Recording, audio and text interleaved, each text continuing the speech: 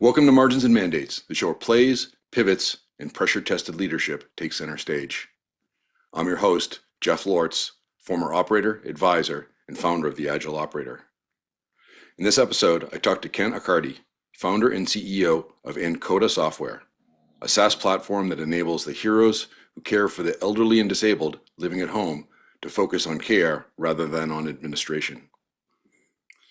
Ken's journey in healthcare began as a patient, moved through engineering and leadership roles in medical technology, and ultimately led to building a vertical SaaS business that helps home care service providers run their business. Over the last decade, he scaled in one of the most regulated, labor-constrained markets out there, where growth depends as much on trust and dignity as it does on technology. Ken and I dig into how his go-to-market strategy evolved, why niching down helped unlock growth, how he's thinking about AI as a practical tool to help solve the shortage and quality of in-home caregivers. Let's get into it. Ken, thanks for joining the podcast today. Hey, thanks so much for having me on. It's great to do it. Yeah, it was great. It was great chatting with you the other day and hearing the story about your ventures. I'd love to hear kind of what the origin was. I know you had an experience as a child that kind of got you into healthcare. Yeah, this might go, I guess, for some people in the opposite direction, but I was born with a congenital leg issue and I couldn't walk until literally I couldn't walk on my own leg till I was 14. But I spent a lot of time trying to get that taken care of and in and out of hospitals and things like that. And that actually made me interested in healthcare. And I've spent most of my career in healthcare, starting at GE Healthcare and then ultimately starting my own business. So were you an engineer to start, or what was your profession kind of at the beginning of your career? Yeah, I definitely started on the geek track, and I have an engineering degree. I have a master's in computer science, and then eventually went back for a business degree, got an MBA. Okay, interesting. And then what led up to the founding, right, of your current firm? Yeah, it's kind of interesting. I was actually introduced to a friend who had an interest in starting a business. His story was that sadly his wife had passed away of cancer in her low 40s, and he basically said to her before passing away that she felt like she wasn't a wife or a mom anymore, that she was felt like a patient, and never knew when people were going to come and provide services for her and things like that. And so he had the idea that he wanted to help with that. So we actually started it together, and then he didn't stay around all that long, but that was kind of the origin. So Mm, then, how does that relate to me? Is that I had worked in GE Healthcare. I had this healthcare interest. I had also worked in one of the two companies in the world that make the maps used in GPS navigation. So I kind of had a navigation and mm, mapping kind of background. And yeah. I worked actually one of my last roles at GE Healthcare. I was the chief technology officer for the service division at GE Healthcare and had implemented systems for managing global service delivery, which essentially meant people going out to fix MRI machines and things like Hmm. that, and had worked with a company that made workforce management software in that space. And when I left GE, I first worked for that workforce management software company, and then I worked for the mapping company.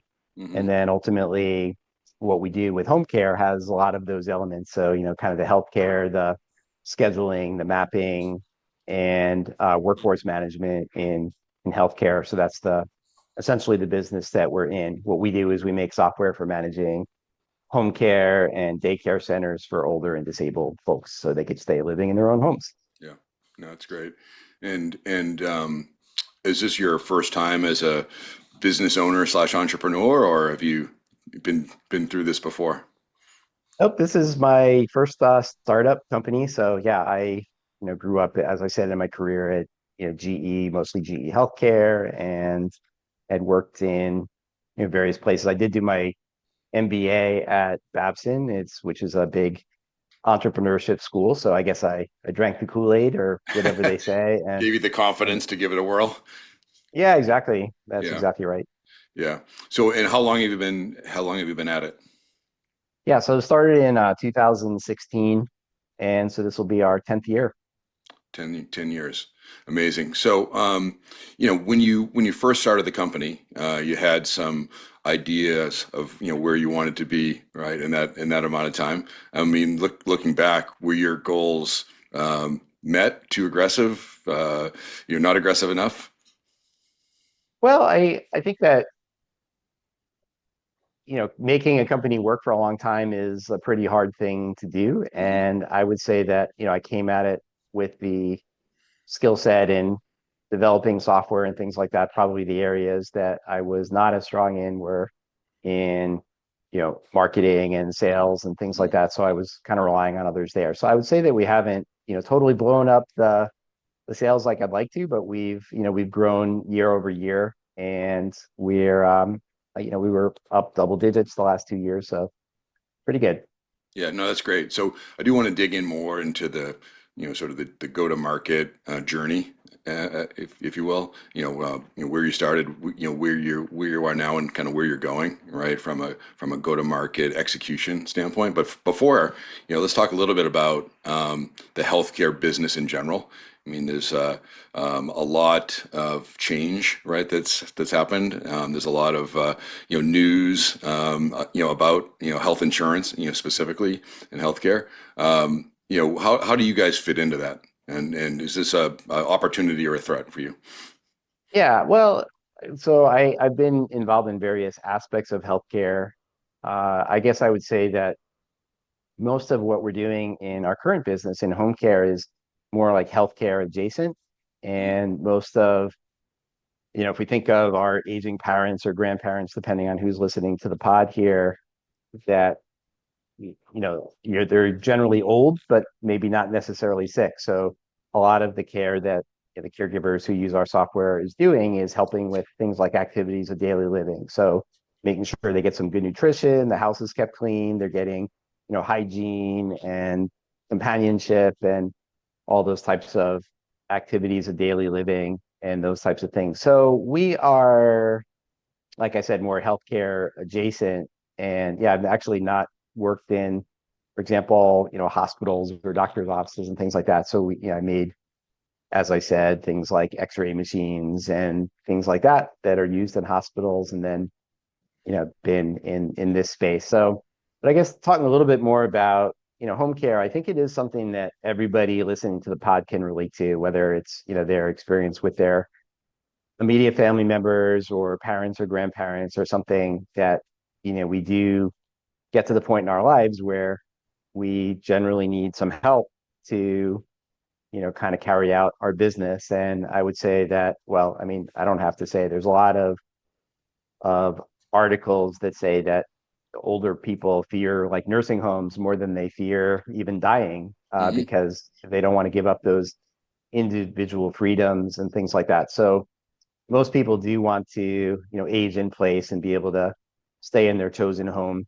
And so if we're afforded that opportunity, I think it is a good opportunity. And but kind of going on, it's like in our area of the woods, our big challenge is kind of a demographics challenge. So I was born in a time where I guess families were having 2.4 children, and now families are having maybe like more like 1.4 children. And at the same time, um, a little bit ahead of me in time were the baby boomers, and the baby boomers, huge population growth after World War II. Hmm. And due to all the wonderful advances in healthcare in our lifetimes, that they're living very, very long. So people, I guess, when they set the retirement age to 65 years old, men were living to 71 years old, and now most folks, men and women, are living late into their 80s on average. And Hmm. so it's incredible, but we're in this situation where I guess the existential threat to home care is there's not going to be enough caregivers. We're going to have literally 2.5 times as many people over 80 in the next 20 years as we've ever had in history. And at the same time, there's not enough caregivers to go Hmm. around. So that's the challenge in the industry. And so your ICP then, really are these providers. And are they generally, smaller providers? Like are these home care providers kind of like popping up, all over the place? Or is it more sort of institutional corporations, right, that are, extending their services to include home care or big conglomerates, et cetera? Yeah, there is a lot of mom and pop businesses in home care. So there's a lot of stories where somebody was maybe a nurse and then they had some kids, and then as their kids were growing up, they provided care for a neighbor, and then other people started coming to them, and next thing you know, they're running a home care agency with 15 or 20 folks. And there is a lot of businesses like that that are, sub a million in revenue. But then there's also, some bigger companies and roll-ups that are, having 10,000 caregivers Mm, and that kind of thing. So it is a pretty big range, but I would say that home care is very local and regional, and that most mm, of the companies are generally focusing on a local area that they know pretty well, and yeah, that they are owners who are, meeting each family individually and maybe serving 40 to 50 people and maybe making, 2 million in revenue. So there's a lot of pretty small businesses and then many that are much bigger. yeah. So the demographics are very favorable for the market, other than on the supply side, right? So there's not enough of caregivers for these companies necessarily to start and to grow. And then where do you guys come in? Yeah, so we think of us as like the ERP for home care. We are software, just like think of your doctor's office software. They know how to make an appointment for you and have you come in, and they can bill you your copay and bill insurance for the rest, and they can pay their people and things like that. So we are kind of like doctor's office software for the home Hmm. care agency or the adult daycare. And we have our challenges. Instead of you going to the doctor, it's the caregiver going out to you, Hmm. and it's uh, broken into different submarkets. I guess the biggest one I would bring up is that home care is something for the wealthiest people and for the least socioeconomically advantaged people. So wealthy people, who want to stay in their own home, and let's say they've accumulated millions of dollars over their lifetime, maybe it's going to cost them several $100,000 to have that home care in the last few years of their life, but they could afford it. And then on the other side of the socioeconomic spectrum, Medicaid pays for a lot of home care for less financially advantaged people. And the reason for that is that they would rather have somebody getting a few caregiver hours per day than to put them in what frankly would not be a very nice nursing home for Hmm. 90,000 a year or something like that. So yeah, so it is kind of interesting. And then the middle class is in the situation where, grandma moves home with the family in a lot of cases, and those types of things. So yeah, there is a big range, but it is kind of interesting that we have what we call the private pay market, and then we have the Medicaid market. And I'd say, most agencies do some of both, but yeah, like, here we're in the Boston area, and if you look at, a nice agency right here in, let's say in Newton or Wellesley or something, or Weston or something like that, that they're they're going to be catering to one side of that market, and then maybe an agency like we work with one that has offices in Lynn and Lowell Hmm. and a new Boston office, and they're mostly servicing the Medicaid community. And is there an agency profile that's more beneficial, right, for the use of your tool? In other words, I know you told me a little bit about some of each state's got different Medicaid like tracking and requirements, and some of them are, GIS based, right? But every state is slightly different. I mean, does that cater, right, to your differentiation, or is it, easier just to have, private clients if you're an agency? Yeah, well, I think that it really comes down to maybe the community that you're part of and the community that you want to serve, Hmm. and that sort of thing. But yeah, we actually started our company focused more on the Medicaid side and on disability services, which are also paid for regardless of socioeconomic wealth, in a lot of cases by Medicaid. So there are Medicaid programs that do that, and we started on that side, just because we thought it would be harder, And Yeah. we're pretty smart, so we're like, okay, we can figure that out. And some of the challenges, as you mentioned, with Medicaid is that Medicare, which services health insurance for everybody over 65 and people with disabilities, is a national program, and it's although it's probably delivered to different families through different insurance companies, so you might get your Medicare through Blue Shield or Blue Mhm. Cross or Aetna or whatever. In the case of Medicaid, it is administered state by state, and every state decides to do it in a different way. And there was a legislation, it's actually called the 21st Century Cures Act, that did mandate what's called electronic visit verification for home care that's going to be reimbursed by the government. So, and Medicaid are the people who oversee that, and basically every state had to put together their plan to comply with that, and different states have done it in different ways and that type of thing. So as a software vendor in the state of Missouri and Massachusetts, we have to send every record for every visit to a company called SanData, and in the state of Georgia, we have to send that to NetSmart, and in the state of Kentucky, we have to Mhm. send it to FairApp and all this kind of thing. So so a lot of it is similar, but as you go state by state, there's different ways that we have to connect and report that information. And so, yeah, it is, I guess, challenging to work in the Medicaid side, but in a lot of cases, if you do a nice job and I guess people use the, land and expand terminology in Mhm. different ways. But what we've tried to do is say, hey, we landed in Missouri and we got our first handful of customers. We found out some of the curveballs that were thrown at those customers from Missouri State Medicaid, and we tried to solve those problems really well, and then market and grow our base, and then move to the next state. And Mhm. we're a pretty small company, so we've I think we have 18 states at this point in time. And is there a significant amount of customization or functional differences state to state, or is it really just as you go from state to state you're turning some things on and turning some things off, or just making some high level configuration changes?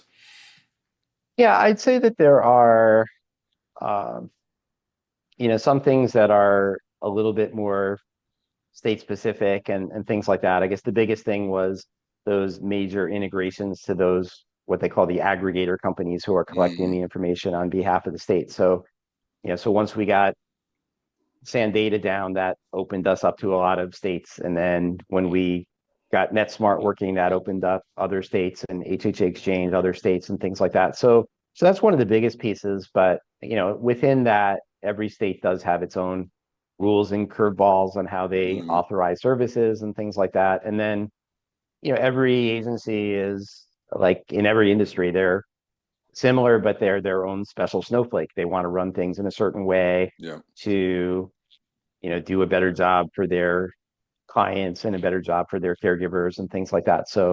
Uh, so now I would say that we've kind of overcome most of the hurdles in how to meet those mandatory state requirements, and more of the customization is based on the way a specific operator wants to operate their business. Mm.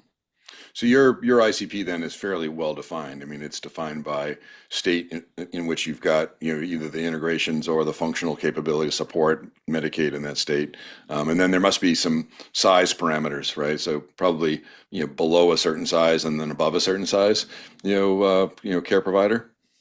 Yeah, exactly. So one thing we've always tried to do is to be very friendly to the smaller agencies. A lot of the other competitors, they don't want to deal with somebody Hmm. with fewer than 20 clients. And eventually we did put a minimum monthly kind of cost, and that type of thing, because the startups, they don't pay us a lot and they're hard to work with because they don't know the business well, so they drain a lot of resources, and Hmm. so that's kind of hard. But we've tried really hard to be able to accommodate that, and we've built our software enterprise grade for scale, and so we can handle the agencies with north of 1,000 Right. clients, and frankly we'd like to get more of those.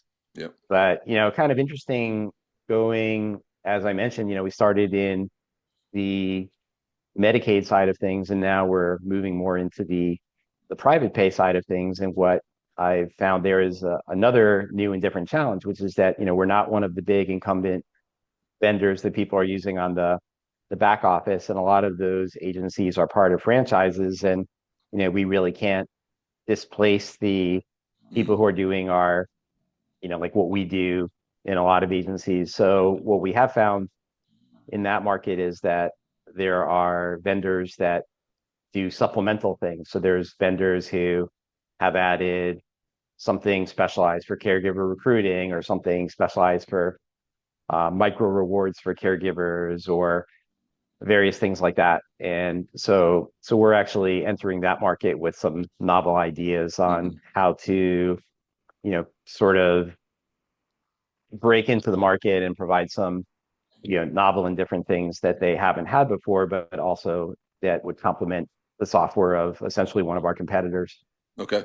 So expanding your addressable market, with some unique services that allows you to go up market and into franchises more easily. Are there any other, sort of TAM expansion ideas or strategies that you're working on? Yeah, I mean, I'd say at this point, there's about 40,000 companies that we could sell to, so Mhm. there's a lot of space. So it really, frankly, we are more focused on niching down and trying Okay. to find the ones where we could really uh, find out what makes them tick and what makes their business hard and that sort of thing. So I'll give one example is that there's a program, it's actually available in all 50 states that is called uh, it's basically called self-directed home care. And so what this does is it's a great program for the people who are part of it, where essentially the family is playing a role in finding the services for their loved one. And by the way, we see this more in the disability services side. And by doing that, they're actually able, they have the burden of finding their own care providers, but they also are able to generally pay them more. And uh, the reason for that is that the overall cost, in this case, the Medicaid, is going to be less because, although they might be paying them more on an hourly rate, they're taking on some of the work that a traditional home care agency would do and that sort of thing. So, I mean, just a real story from a real family, and I guess this is the story of many families, is that because of their, let's say, son or daughter's disability situation, it's hard to find and retain caregivers. So they probably started working with trying to get an agency that's a disability services agency to service their son, and maybe just based on their form of autism or whatever they're dealing with, maybe they act out every once in a while or they get aggressive every once in a while, and then the care providers are quitting, and then the agency is not filling their case because it's just hard for them to attract and retain somebody. So the family then takes on that burden, but also that opportunity to find their person. And then what you'll hear from these families is, well, I'm trying to recruit somebody who is the same age as my son and has been an athlete, so he's, let's say, more not going to be freaked out if you know, if something goes a little bit wrong, and can keep him in line and be a friend of his and that sort of thing. Mhm. So in this self-directed program, they are able to again pay the person more, and then there's a smaller markup, things like just paying for workers' comp and somebody to review their expenses. Mhm. So it's a win-win for both the government and the family. But this is a niche that today in this country is serving about 1.5 million Americans. And we found that there's one big software company that has a lot of that business, but they're one of those. Their website doesn't seem to have been changed in a couple of years, and Resting on their everybody uses laurels. them. Yeah, they're kind of resting on their Yeah, yeah. laurels, kind of, and waiting for disruption. So, for example, just in California in this past year, we're pretty sure that I mean, every new startup in that space that we're aware of that started in California in 2025, I think, has selected our software. So we're looking to, really work on that niche and take it into more and more states. So we currently have California and North Carolina Mhm. for that business, and we're looking to, jump into many other states. Interesting. So you've got a couple strategies to expand your product, right? To find niche markets. Um, that's part of the evolution of your go-to-market strategy, I'm assuming. What are the other things, right, that you're evolving or have evolved, since the beginning from a go-to-market approach? Yeah, well, it is kind of interesting. Not having a background in sales, I did go through, hiring either people from the industry or who were just great salespeople in other places. And I kind of looked at, okay, well, sales is a thing that I don't really have the experience on. I'm just going to have to hire one of these great sales folks. And frankly, I didn't have the best experience Hmm. with these folks. What I found is that these really good sales folks perform really well when you line up the deals for them. You've given the demo and then they're happy to go take them out to dinner and get the deal closed and things like that. But, most of the folks I dealt with in sales are not very much into marketing or lead generation or cold calling and things like that. So we actually have currently our head of sales is somebody who started as a caregiver and was a front office manager in a home care agency and then came to our company in customer support. And her name is Kirsten. Now she's leading sales and she's actually outperforming every top, sales guy we've had because we've gone to more of a repeatable process. We've tried to turn this more into a numbers game. And the way that we do it now is we literally try to put together marketing that we can roll out across, let's say, the entire TAM of the country for Hmm. adult daycare centers and we mostly use outbound email marketing to talk to them about pain points that they could relate to or opportunities that they might want to relate to.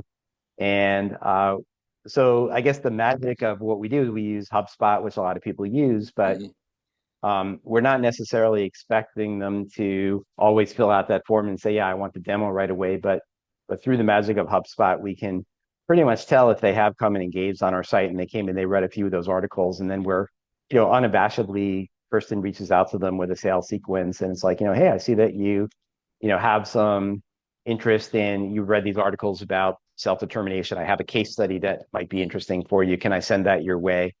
And so we've really tried to just make it more of a numbers game. So we literally are, going through that outbound email, and then every day we're activating people who are engaging on our site and, trying to bring them into the discovery call and the sales process. And it's just worked a lot better for us. Okay. And is it just primarily outbound email marketing? Are you doing any digital ads, SEO, paid search, any of those other Yeah, methodologies? so some of the above, but not all of the above. So Yeah.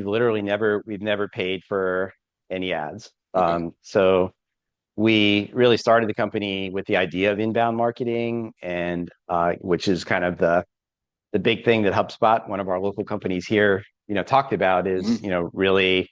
And so we were there and we were trying to put out good content and write blog articles and things like that. And that became fairly commonplace, right? And now we live in a world where, AI can write blog articles that are very well crafted and things like that. So, Hmm.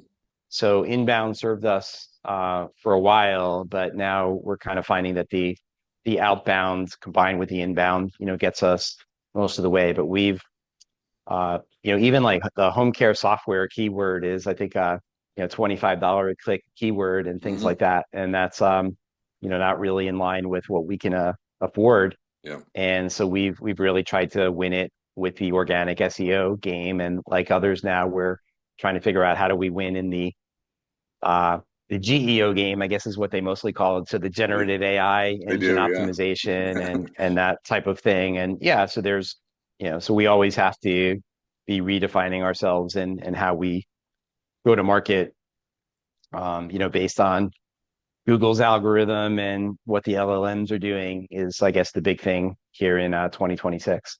So are you making any kind of staffing changes, or does Kirsten do all of the lead gen, content generation and sales, or are you kind of building out a team with different defined skill sets? Yeah, no, it's a great question. So I'm more marketing and she's more sales. So she's mostly picking it up from looking at who came to the website and then Mm-hmm. doing the sequences, but I'm mostly the one who's writing most of the content and the email workflows and things like that. And this is a new process for us, and we're trying to find the right balance.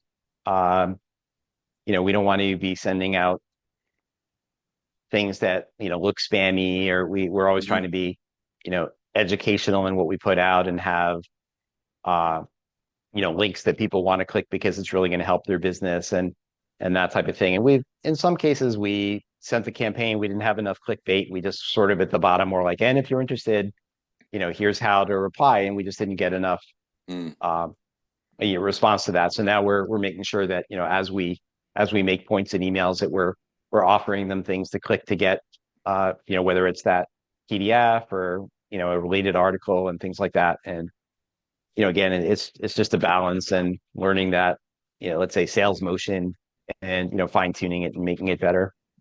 And for, I mean, in the next 12 months, you're trying to, create a more scalable, repeatable sales model, obviously.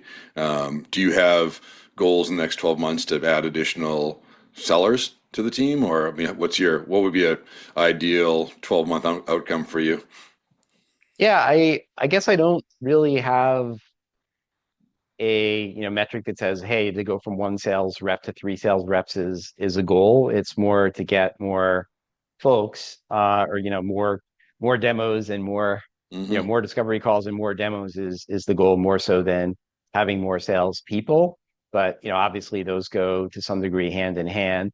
I think like everything else, we're finding that we are able to develop software more efficiently with AI, and we're also trying to say, well, how can we magnify what our people can do using AI as well. So it might be the case that something that in 2022 might have required you to go from one sales rep to three sales reps might be something where the AI companion can help you Mm-hmm. achieve some of that. And at this point, though, I mean, we're trying to go from getting, let's say, a dozen demos a month up to 30 demos a month, and I think we could do that with our current capacity, and it's more of a matter of refining the marketing and the sales motion. Yeah. Okay. That makes sense, and we're hearing a lot of that for sure. So so practically speaking, you started to use AI for content generation.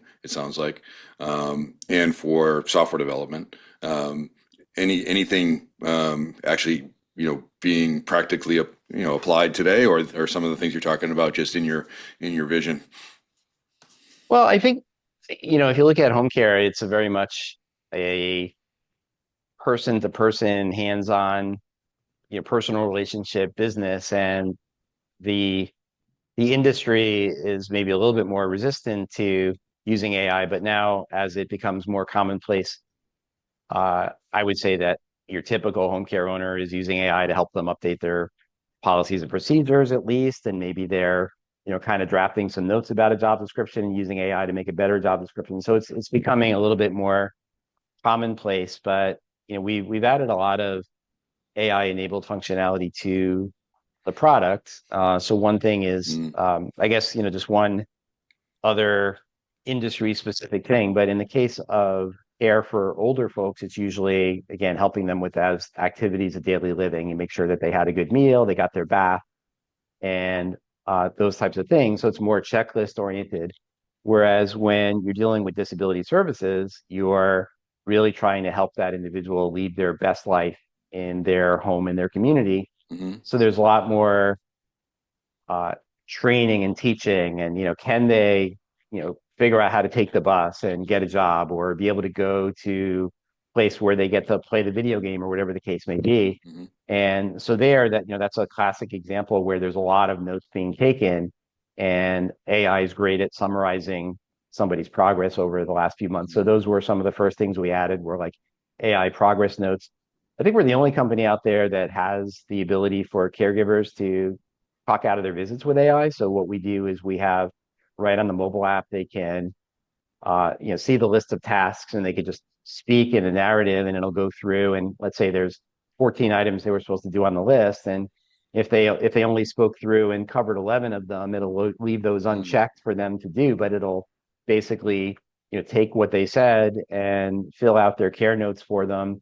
And probably the next day, then they'll do a better job of, remembering to cover all 14 points. So it'll, reduce their typing. But in addition to helping them clock out more quickly, we're getting much richer notes from the caregiver, because usually it's like, yes, I did it, did it, did it, did it, did it. And now it's like, well, now we have notes about what did they have for lunch and how did they do that? And, what conversation happened today? And, it's been pretty cold in the last, couple of weeks, but today was a warmer day. So this is how they took advantage of that. And then a lot of that comes out into the notes and into the story. So so some of those are some of the examples. And then, kind of shifting gears, where we're actually working on a solution that is kind of a combination of an AI companion and emergency response system for seniors, and that would, enable them in their loneliness to, have the AI companion to talk to, but also at the same time, we're working very hard to maintain their privacy, but also escalate safety issues. So if, not, I can't think of good examples for this, but if, grandma, like, grandpa passed away a while back, and grandma wants to have a boyfriend, or,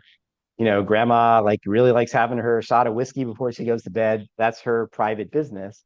But, if at the same time, she's talking to the AI about the person who called up and was asking about her bank accounts, Hmm. that's something we're going to share with the family. Or if they, if the person says that they really shaky about, whether they took their medications or how it made them feel, or things like that, that's where we kind of draw the line between, we Hmm. want to escalate their safety issues, but not, but also give them the dignity of their private life. And there's, one competitor that we have in that space that it's kind of more surveillance. They have listening devices all around the house, and there's and people are adopting this because they want it, and because there aren't caregivers to be there all the time. But there is this feeling that they're getting a lot of information, too much information, and that it feels like surveillance and spying, and that's not what Yeah. anybody wants. Yeah. No, it's definitely a fine line, but it's a very vulnerable community in a lot of different ways. So, yeah, Sure. even in the information technology ways, right? So that's really interesting. So if you were, kind of looking back at your journey, as an entrepreneur and business leader, and you were coaching or making a recommendation to someone who's thinking about starting a software business today, what one thing would you tell them, as the top piece of advice? Yeah, it's kind of hard to come up with one top thing, but I really do think that I'll just go with that. If you work on what you're passionate about, it doesn't feel like work, right? So Mm. so just make sure that you're doing something that you're really, really excited about. And then, you know, believe me, there's going to be good times, there's going to be bad times, Mm. and you're going to take some body blows, whether it's a person leaving or a customer getting sold. And and that was a big part of your revenue, and the mothership of the new company is going to take them off your system. These bad things are going to happen, but you're also, if it's something that you're passionate about, and that you're helping people, which really motivates me. uh I really love what I'm doing. And I guess if I was going to give one thing, it's just like, do something that you love and make the world a better place than it was when you started. Yeah, that's awesome. Great advice, Ken. Listen, it's been great chatting with you. A great story about Ankota and what you've done with it and where you're going.